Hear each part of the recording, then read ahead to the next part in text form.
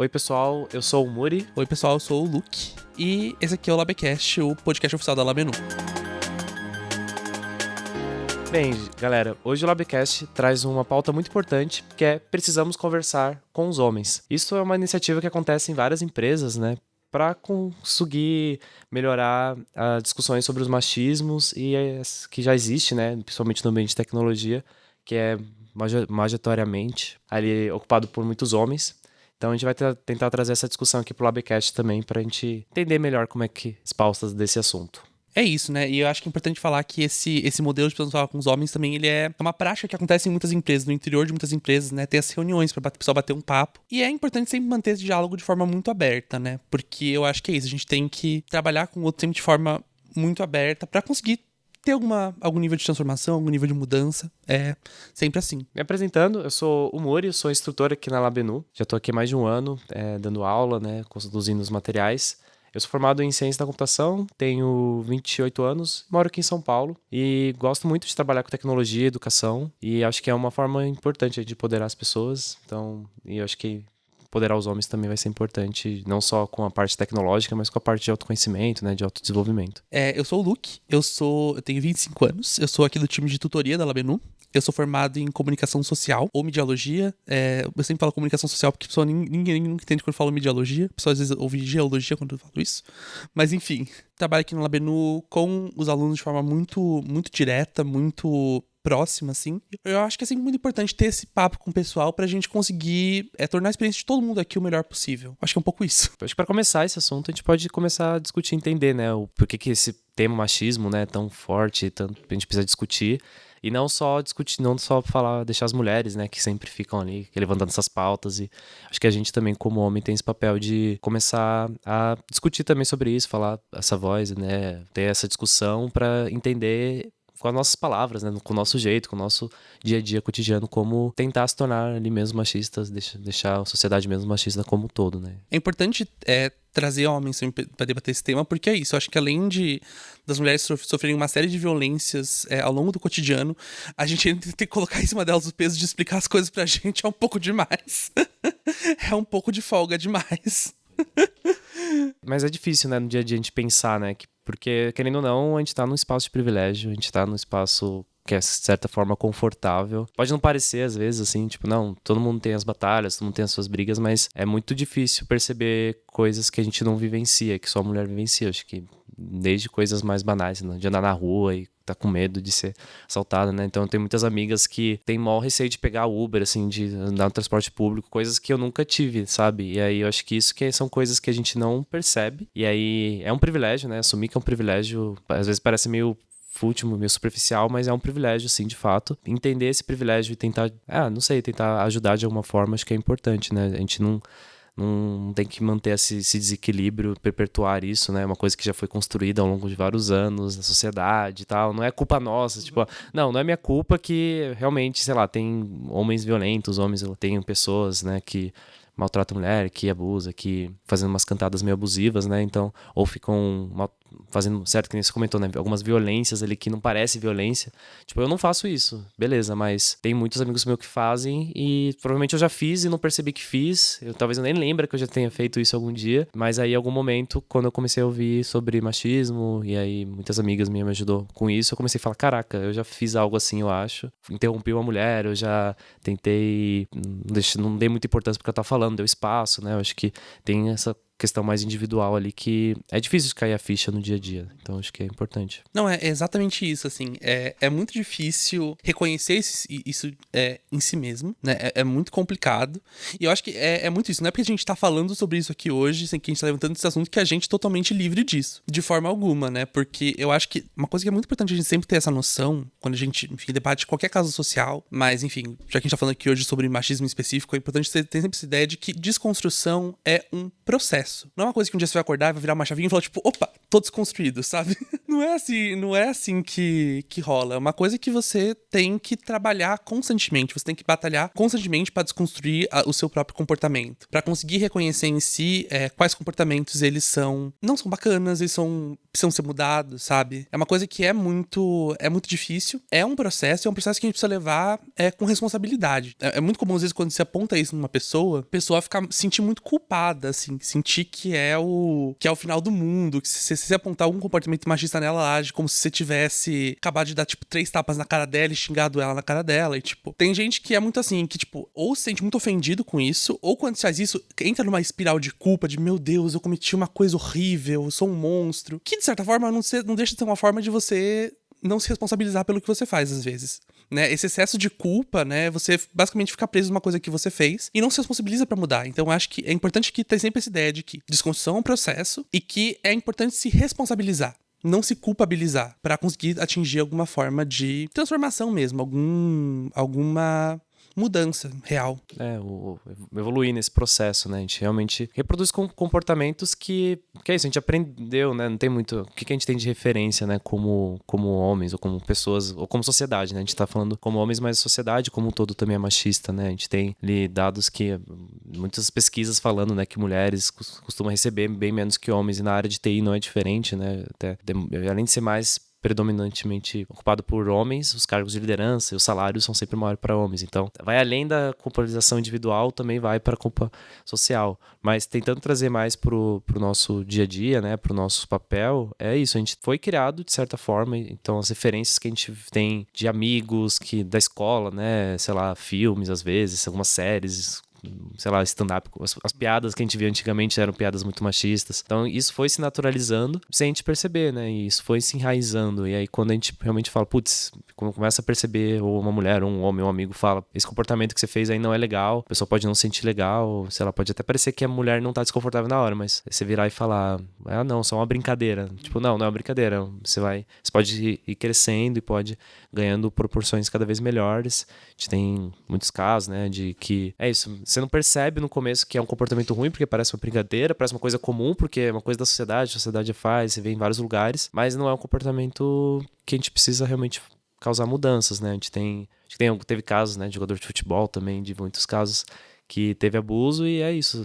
Tem gente que acaba realmente sendo punido, tem outras pessoas que ficam relativizando, né? Essa questão de relativizar é muito isso, né? De você trazer, mas não foi nada demais, mas foi só uma brincadeira, mas é o primeiro passo para coisas piores, que a gente já precisa conversar mesmo, né? Eu acho que tem alguns casos que a gente pode trazer aí que pode deixar isso mais tangível. E eu acho que isso que você fala vem muito, eu acho, de uma certa caixa e de uma certa forma fechada do que deve ser uma masculinidade, sabe? E do que deve ser um homem, né? Então existem certos valores que são tradicionalmente muito associados à masculinidade, que são muito, muito fechadinhos, né? Então você tem culturalmente a ideia de uma necessidade de controle e dominância em relação ao outro, um culto à violência, né?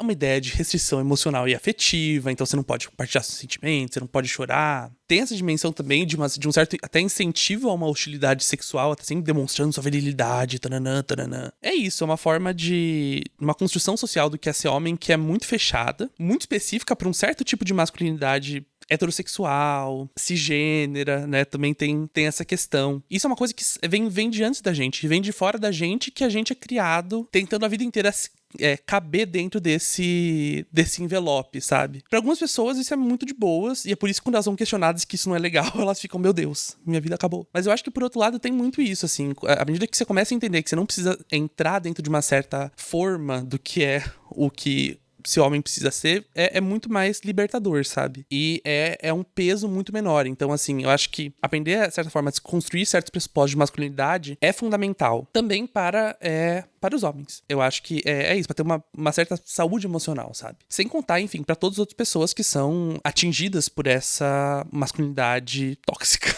Mulheres, mas também pessoas LGBTQIA+, que são constantemente alvo do revés desse ideal perfeito de masculinidade que é extremamente violento. Coisa para pensar. Nossa, mas é verdade esses pontos, né, de que a masculinidade tóxica não é tóxica só para a sociedade pras mulheres, né? É tóxica pro homem, né? Acho que tem poucas referências de, por exemplo, o homem chorando, né? Acho que eu, pelo menos quando era jovem, assim, aprendi que tinha que segurar o choro o máximo que podia, não podia demonstrar minhas emoções e tinha que ser firme, forte sempre. Eu acho que tem muitas histórias, muitas questões sobre de trás disso, né, de até aquela coisa meio antiga, né, do homem guerreiro, né, que vai pra guerra, pra batalha e não sei o que, e tem essa virilidade, essa força, tudo. Beleza.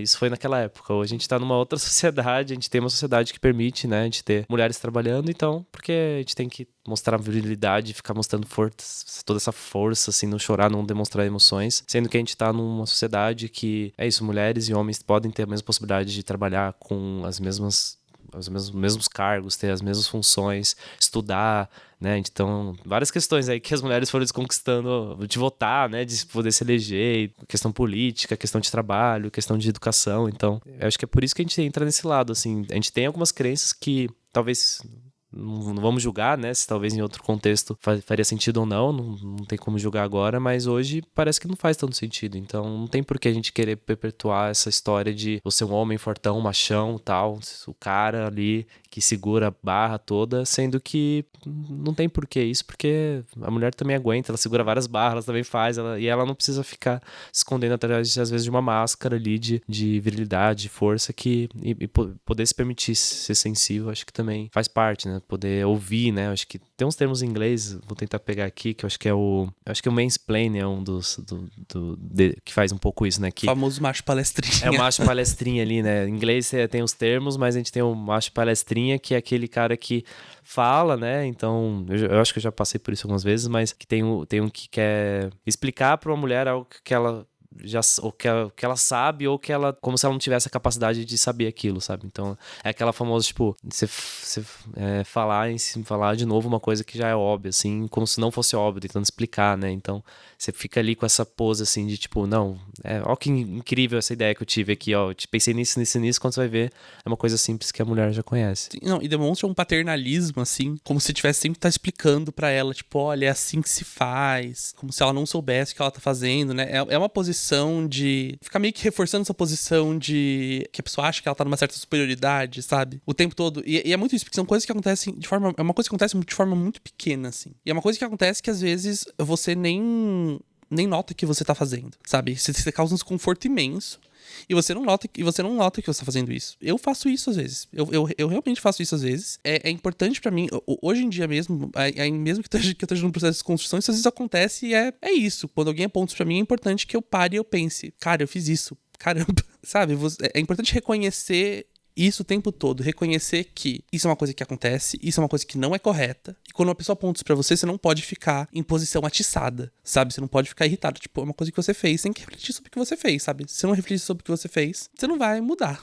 Isso não quer dizer que você é o vilão da história, aquele pessoa que vai crucificada, que vai ser preso, não sei o quê. Tipo, a gente não tá querendo trazer nunca isso, assim, nunca trazer um vilão, um lado bom, um ruim, é mais essa construção de melhorar esses costumes, esses comportamentos, né? Eu acho que acaba tendo um pouco esse estereótipo, às vezes, de que, às vezes, isso, tem as mulheres, né? Principalmente as feministas, mas alguns outros grupos, vários tipos de pessoas, né? Acabam trazendo isso, às vezes, com um pouco mais de raiva ali, porque realmente, às vezes, sofre muito isso, e aí vem como um grito, e acaba virando uma briga, mas eu acho que o importante da gente tentar trazer isso como homem, falando pra homem, é tipo, vamos falar na boa aqui, ó, isso não é legal, Exatamente. Isso que eu comentei, né? Esse mansplaining, que é esse homem palestrinha que a gente acaba fazendo sem querer mesmo, de explicar pra mulher. Eu acho que tem uma outra parte também do homem palestrinha, que é interromper uma mulher. Então a gente tá numa reunião de trabalho ou num grupo de estudo, né? Não é de propósito, assim, mas às vezes uma mulher tá falando e aí, beleza, você falou, já corta ela. Ela tá falando, não, que eu acho que essa ideia aqui é importante. E aí você vai lá e corta, espera ela terminar de falar. Eu fazia isso e aí depois que eu percebi que existia isso, eu comecei a perceber que às vezes a pessoa é muito agitada, eu gosto de falar, às vezes vem uma ideia e você não consegue segurar a ideia, né? Você quer falar. Mas eu percebia que quando eu vinha essa ideia e era uma mulher falando, eu me segurava menos quando eu era um homem. Assim, se tiver um homem falando, eu por alguma coisa inconsciente, eu respeitava, esperava ele falar, pra depois eu interromper ele. E aí eu ficava, mano, por que eu tô interrompendo as minas, as mulheres e tal? Não sei se a gente tem, que nem você falou, esse lado paternalista, esse lado do tipo, de querer respeitar mais uma voz masculina do que uma voz feminina, né? Acho que tem um pouco esse hábito, né, da gente ouvir, ter referências de filmes, séries, sei lá, vários lugares, homens falando normalmente, aí quando tem uma mulher falando, a gente fica meio assim, nossa, que estranho uma mulher falando. Aí acho que é começar a prestar atenção nisso. A gente tem que dar espaço pra elas falar mesmo, assim, porque tem muita. Elas são foda também. Eu acho que é isso, prestar atenção em si mesmo, sabe? Prestar atenção no que você tá fazendo. E eu acho que você trouxe um negócio aí que eu acho muito, muito importante da pessoa ter noção, assim, que é tipo, às vezes quando a pessoa traz uma coisa pra você e ela traz pra você de uma forma que é, digamos, que você percebe como sendo muito intensa ou até mesmo agressiva, sabe, mano? Imagina quantas vezes a pessoa já não passou por aquilo na vida dela, sabe? E tem gente que usa isso, tipo, a resposta da pessoa que foi oprimida como, nossa, olha o que a pessoa tá fazendo comigo.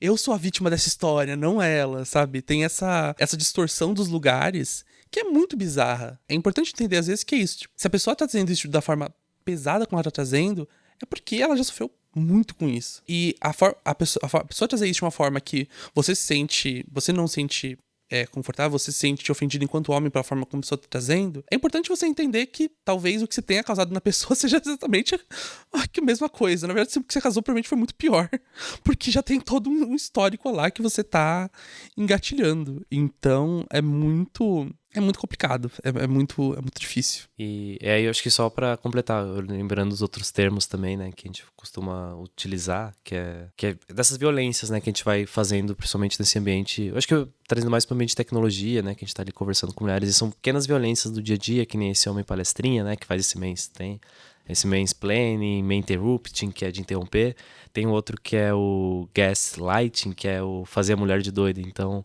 como é mesmo que você falou, né? De começar a distorcer os fatos pra deixar a pessoa meio que em dúvida. Tipo, como assim você tá falando que eu que tô sendo machista? É você que tá falando uma coisa que não tem nada a ver e eu tô só corrigindo, assim. Então, começa a tirar toda a credibilidade ali, tentando fazer como se a mulher fosse meio doida, como se ela não estivesse falando as coisas meio que realmente distorcendo, assim. Tipo, isso é meio complicado, porque você sai da discussão principal, que é o ponto, e começa a discutir sobre a sanidade dela, assim, sabe? Tipo... E sem contar que você reforça aí uma dicotomia totalmente, que é muito cultural e muito ridícula, de que assim, o homem ele vai ser racional e a mulher vai ser emocional.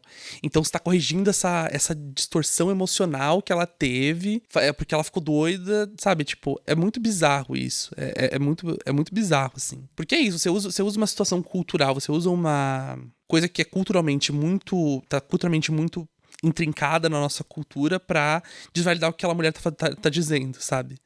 No seu âmbito pessoal. E ter proveito disso, porque é por isso que a pessoa se faz de doida naquele momento. Porque é por isso que a pessoa fala, tipo, não, você tá alucinando, eu nunca falei isso. Porque você mantém poder sobre a pessoa. Você descredibiliza ela. E isso aos poucos vai se construindo mais e mais, vai ficando pior e pior. E se a gente não percebe, às vezes tem mulher que percebe e aí fala, né?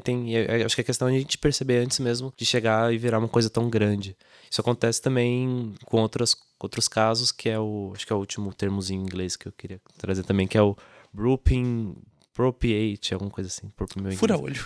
É o cara que tá furando o olho da ideia ali, ele também que acontece muito é a mulher chega, né, com um projeto, sei lá, ela pensou numa página que tinha ali uma funcionalidade com um botão diferente, e aí o cara pega, olha, legal, e aí, sei lá, coloca uma sombra na página, assim, e rouba a ideia pra ele. Fala, essa ideia foi minha, assim, tipo, e não dá os créditos pra mulher. Então, meio que furando o olho, uma mulher teve uma ideia incrível, super genial, e aí um pouco desse lado, assim, né, tipo, sua ideia foi legal, mas a minha é melhor, assim, porque, sei lá, por algum motivo de ser homem, por, sei lá, ter um poder ali maior, eu posso pegar essa ideia pra mim e melhorar um pouquinho, e às vezes nem melhora um pouquinho, ele só finge que, às vezes piora também, mas se apropria, né? Acho que esse perigo de se apropriar da ideia que acontece, não dá os devidos créditos, assim. Poxa, a mulher tá ali também, se esforçou pra caramba, ela também merece, né? Então, precisando de... já não tem muito espaço, quando precisa de espaço é podada dessa forma. Acho que esse é um outro ponto importante que eu queria comentar. E é muito interessante, porque o espaço social de escuta pros dois é muito diferente. Então, tipo assim, se você falar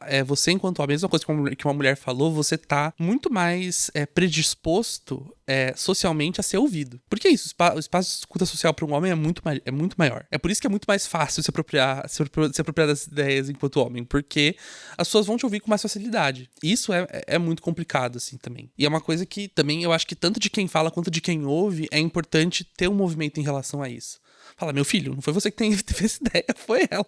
Ela falou isso aqui há 5 minutos atrás, você não ouviu? De fato. Eu acho que isso traz muitos traços de que precisando dar esses toques assim de uma forma que não gere tantos conflitos, não gere brigas, né? Tipo, vamos se atentar a isso com calma. Uma coisa que várias alunas já vieram dizer pra mim, por exemplo, elas estão fazendo um código lá, e aí, do nada, o colega foi lá, apagou o código delas e reescreveu sem nem consultar elas. Isso acontece com frequência, especificamente com mulheres. É impressionante isso. Sabe, como se o código daquela pessoa fosse menos importante, aí sempre tem lá o homem paternalista vindo pra lá, reescrevendo o código, porque acha que tá no direito de fazer isso. Muito complicado, assim. E tira a segurança da pessoa. Principalmente no processo de aprendizado, né? Acho que a gente tem esses casos, assim, que a gente pode trazer, porque que a gente vivencia isso antes de chegar na empresa e no aprendizado ali da tecnologia, né? E aí, se a mulher já sente ali que já não tem muito espaço para desenvolver as coisas quando tá aprendendo, imagina depois, né? Quando vai trabalhar. Então, por isso que a gente tem que tomar sempre esse cuidado em qualquer ambiente, qualquer lugar. E a gente percebe isso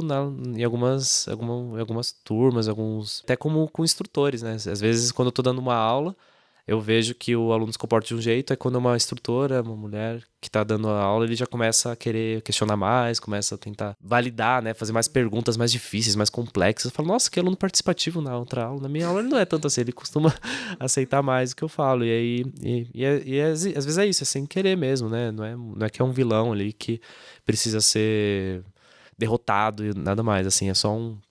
Cara, vamos entender isso aí. É isso, precisa ser responsabilizado pelo que você faz, sabe? Pelos efeitos das coisas que você faz. Eu acho que, pra mim, é muito isso. É muito uma questão de responsabilidade. Eu sei que, por exemplo, às vezes, quando eu tô falando com um aluno, primeiro que o aluno, ele nega e fala, não, isso não rolou. Não fiz isso. Nada disso aconteceu. E aí começa a distorção também, né? Porque você fica com tanto medo, né, de que isso aconteça. Então, isso acaba causando esse afastamento, né? Esse conflito que eu acho que não é muito saudável. E, enfim, já pensando nessas coisas que a gente tava falando agora, sobre, enfim, como existem violências muito específicas do mundo da programação, a gente vai agora fazer o nosso famoso quadro do Labcast. Né? Geralmente a gente fecha o Labcast com uma pergunta ou com uma brincadeira, mas hoje vai ser um pouquinho diferente. Vamos fazer uma pequena mudança. Então, o quadro de hoje é Relatos Pessoais do Machismo. E a gente vai ler aqui alguns relatos de mulheres, que obviamente a gente não vai expor, né? Pra gente não dobrar a violência a qual elas foram expostas. Então, alguns relatos de mulheres contando situações que já passaram por conta dessa cultura machista. E eu acho que assim a gente consegue resumir bem o que a gente queria trazer com esse episódio, com esse papo que a gente teve aqui.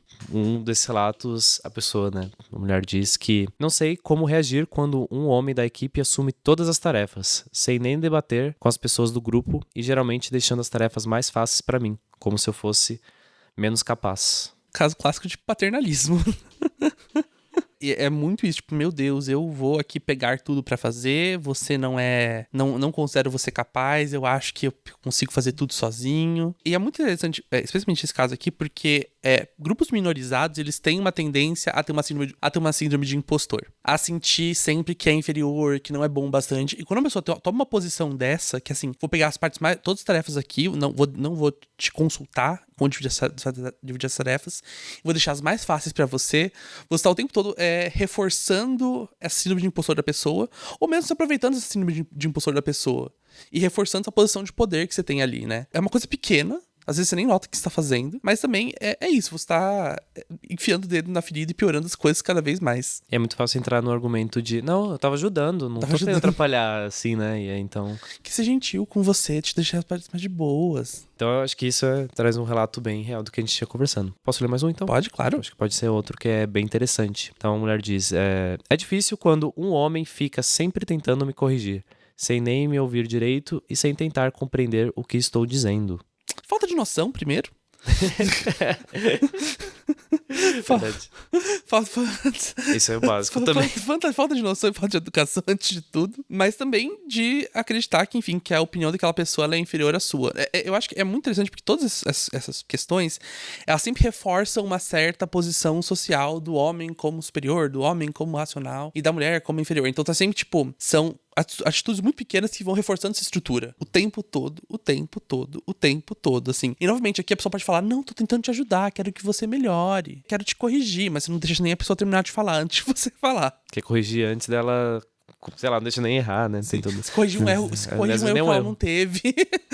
Fica procurando erros. Procurando erros. É tão bobo, mas acontece. Acontece o tempo todo. Acontece O tempo todo, infelizmente. Eu vou pegar só mais um caso, então, que é... A mulher diz, né? Às vezes estou tirando dúvidas na aula e um colega atropela minha fala. Não espera eu terminar de falar e já abre o microfone, né, para fazer sua pergunta. Isso acontece mesmo, a gente vê bastante em aula. É a interrupção, né? É o homem palestrinha que a gente tava falando antes, né? Eu acho que tudo bem falar, tudo bem você... Inclusive a gente fica feliz, né? Com a participação dos alunos na sala, durante a aula, a gente quer que te discuta sobre o assunto, tragam ideias, mas é isso, noção, respeito, parece ser muito minimizado quando é com mulher, né? Então, a gente percebe que às vezes acontece com outros homens, mas com mulher é muito mais frequente, muito mais forte e muito pesado, porque isso acaba reforçando, que você estava comentando, né? Essas outras estruturas que justifica, né? O salário maior, porque aí isso ganhando maiores proporções, a gente vai percebendo, né? Que os homens acabam tendo salários maiores, acabam tendo mais vagas, né? Às vezes, por isso que a gente... Algumas empresas já estão se tocando disso, começam a abrir vagas especiais para mulheres, então isso é uma coisa importante até para as mulheres se aproveitarem, né? Porque realmente, quando vai ver, a empresa começa a crescer e vai ver, sei lá, a empresa tem com 100 pessoas, 90 são homens e 10 são mulheres e quase nenhuma ali tem um cargo de liderança ou um cargo mais técnico, né? Então, isso acaba sendo realmente um problema que a gente não dá esse espaço para ela de ouvir, né? Uma coisa que era pequena, que foi ali na sala de aula, vira uma coisa maior, estrutural, que vai se escalando. São coisas muito pequenas, mas que elas integram uma estrutura muito maior. A gente tá repetindo nesse microcosmo uma coisa que acontece em nível mais amplo e que é um problema social muito grande, sabe? Eu lembro que eu tava lendo em algum lugar, eu não lembro a fonte então você confia. Mas eu lembro que tava lendo, eu acho que era no relatório da ONU Mulheres, o Gender Snapshot. Mas não tenho certeza, não cobrem a fonte de mim. Procurei na internet depois. Procurar a fonte é sempre muito legal. Eu acho que cerca de 20% só do mercado de tecnologia são mulheres. Os outros 80% são homens. Então, assim, é minorizado, sabe? Eu acho importante ter isso, porque não é uma minoria, não é só, não é uma minoria natural. É minorizado, é um processo de minorização, é um processo de exclusão, sabe? Que a gente tem que estar muito atento, que a gente tem que lutar contra. Eu vejo que isso com resultados também impacta dentro da empresa, né? Uma empresa que só tem uma visão muito masculina, uma visão muito segmentada ali, que tem muitos homens, né? E não tem essa diversidade. A gente pode entrar em outra diversidade, mas também acho que mais pesa, às vezes, uma diversidade de mulheres, né? Acaba desenvolvendo produtos sem se preocupar com alguma coisa, assim, tantas vezes que a gente acaba desenvolvendo, sei lá, vai desenvolver um aplicativo e aí não leva em consideração alguma questão que é pra mulher muito importante, sei lá, agora eu não consigo ver nenhuma cabeça, mas alguma coisa mais que pra rotina dela faz diferença, que pra gente não impacta tanto. Acho que um exemplo que eu me lembrei, né, com uns anos atrás ali na pandemia, né, que a gente vivenciou, não, trabalhar em casa é tranquilo, mas para as mulheres mães que tem ali, que às vezes amamentar ou tem as crianças, né? E aí a mulher, mesmo às vezes o pai também, teoricamente, tendo essa responsabilidade, a mulher é sempre muito mais responsável pelo filho do que o pai, né? Algumas coisas assim que a gente vai nas conversas, se não tiver se a gente não der essa voz, a gente realmente não percebe e realmente não traz soluções melhores, soluções mais completas pra gente. E isso ainda que, assim, a gente trouxe aqui, o nosso papo ele ficou num campo muito binário, em certa medida. Quantos aplicativos, por exemplo, colocam só a opção homem e mulher? E aí, desconsidera todo um espectro de experiências não binárias, por exemplo. Porque isso é uma coisa que é fundamental. Para que essa função de masculinidade ela siga funcionando, é preciso que você mantenha esse regime binário o tempo todo. É preciso que você tenha a posição A do homem, a posição B da mulher, e para que, enfim, esse regime de dominância se mantenha, né? E todo um espectro de experiências não binárias que não se encaixam e que não se conformam com nenhum desses dois polos é ignorado, é silenciado justamente porque é preciso manter essa estrutura violenta, sabe? E, novamente, é uma coisa muito pequena, assim, é um checkzinho que você pode fazer, mas não tem. É tipo homem e mulher e quase como se nada existisse fora desse espectro, sabe? É muito complicado também. Sim, e às vezes é isso, você não vivencia, você não conhece pessoas, mas só quando você vai preencher um formulário e tem lá a opção homem cisgênero, homem mulher trans, né? Então tem todas essas... Só de ter o formulário nessas perguntas, agora que a gente vai começando a perceber, né? Que a gente tá conseguindo dar mais vozes para essas pessoas, a gente consegue perceber que isso vai se propagando, né? Então, às vezes você nem tem você não tem contato com ninguém próximo a você, mas você vê no formulário que existe essa opção. Então essa pessoa tá sendo vista, ela tá sendo percebida, né? E eu acho que isso dá esse espaço, nem que seja... Às vezes a pessoa nem tem a voz para falar, mas ela tem a voz para agora, a opção de um formulário. Isso já é muito empoderador, então... Tem um espaço pra existir. Pra existir. Tem a existência dessa pessoa reconhecida, sabe? Que é o mínimo, novamente, é o mínimo. Eu acho que é muito engraçado, porque são coisas que as pessoas tratam como se fosse o final do mundo, mas é tão básico, tipo, sabe? É tão fundamental enquanto ser humano, tipo, a pessoa existe, sabe? Ela não precisa da sua chancela pra existir. Ela existe, sabe? Ela precisa ter aquele espaço, ela tem direito àquele espaço. É fundamental. Mas é isso, discutir o básico parece já difícil às vezes. Exatamente. Discutir o básico parece já difícil. E assim terminamos o Labrecast.